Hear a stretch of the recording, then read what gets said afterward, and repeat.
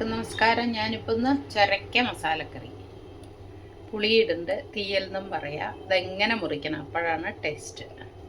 നമ്മൾ ആദ്യം ഉപ്പിട്ടു, ആവശ്യത്തിന് മഞ്ഞൾ, മുളക് പൊടി,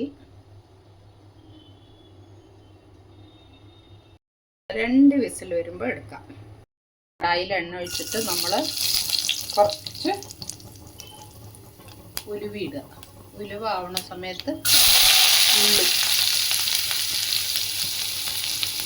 ഉള്ളി ഒരേ ഒരു പച്ചമുളക്, മുളക് പൊടി ഇട്ടിട്ടുണ്ടല്ലോ, ഇഞ്ചി ഇടുക, ആവശ്യത്തിനുള്ള തേങ്ങ ഇടുക, 2 സ്പൂൺ മല്ലിപ്പൊടി ഇട്ടോളൂ കേട്ടോ. എനിക്ക് ഏകദേശം ഇട്ടിട്ട് എനിക്ക് നല്ലോണം അറിയാം.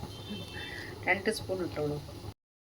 കുറച്ച് കുരുമുളക്, പച്ച ചൊയ മാറണ വരെ സിമ്മിലിട്ടിട്ട് വറുത്തെടുക്കുക. ഓക്കെ, ഇനി നമ്മൾ ആവശ്യത്തിനുള്ള പൊടി ഒഴിക്കുക.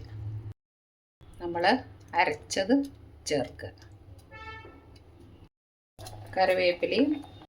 ഈ കൂട്ടാനൊക്കെ നമ്മളെ കുട്ടിക്കാലം നമ്മുടെ ഓർമ്മ വരുത്തും. അങ്ങനത്തെ ഒരു കൂട്ടാൻ നല്ല ടേസ്റ്റാണ്. ചപ്പാത്തിക്കും എടുക്കുക, ചോറിനും എടുക്കുക, ഇഡ്ഡലി ദോശ എല്ലാത്തിനും എടുക്കുക.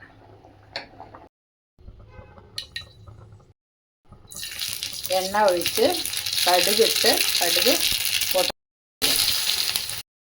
കുറച്ച് കാശ്മീരി ചില്ലിപ്പൊടി, കുറച്ചൊരു കളറ് കിട്ടാൻ. ഓക്കെ, ഇട്ട് നമുക്ക് സെർവ് ചെയ്യാം. ഈ നാടൻ കറിക്ക് ആരൊക്കെ ലൈക്ക് ചെയ്യും, സബ്സ്ക്രൈബ് ചെയ്യും, ഷെയർ ചെയ്യും? നമ്മുടെ പണ്ടത്തെ ഓർമ്മകളിലേക്ക് പോണ ഒരു കൂട്ടാനാണ്. ഉണ്ടാക്കി നോക്കൂ, നല്ല ടേസ്റ്റാണ്. Okay, thank you so much. നമ്മളിന്ന് നാടൻ തോരൻ, പയറും കായും തോരൻ. കുറച്ച് എണ്ണ ഒഴിച്ച് കടുകും ജീരകവും. നമ്മൾ ഉണ്ടാക്കാൻ പോണത് പയറും കായും കൂടിയിട്ട് ഉപ്പേരി തോരൻ. ഇടിച്ച മുളക് ഇടുക, കുറച്ച് കായപ്പൊടി, വെച്ച പയറും കായും, 2 പച്ചമുളക് ഇങ്ങനെ കീറിയിടണം, അല്ലെങ്കിൽ അതിൻ്റെ ഇടയിൽ നമുക്ക് അറിയില്ല. മഞ്ഞപ്പൊടി,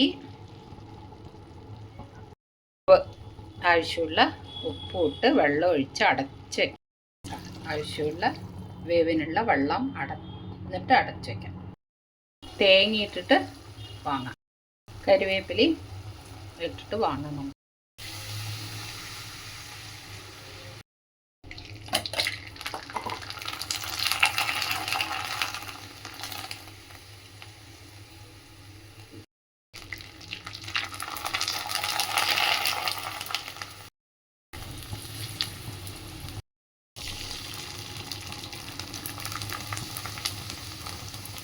ഒരു സാലഡ് ആട്ടോ ഉണ്ടാക്കാൻ പോണ.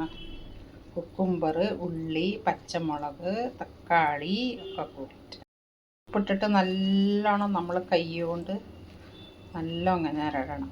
അപ്പോഴാണ് തൈരിൻ്റെ പൊടി ചേർക്കുമ്പോൾ നല്ല ഒരു ടേസ്റ്റ് വരിക.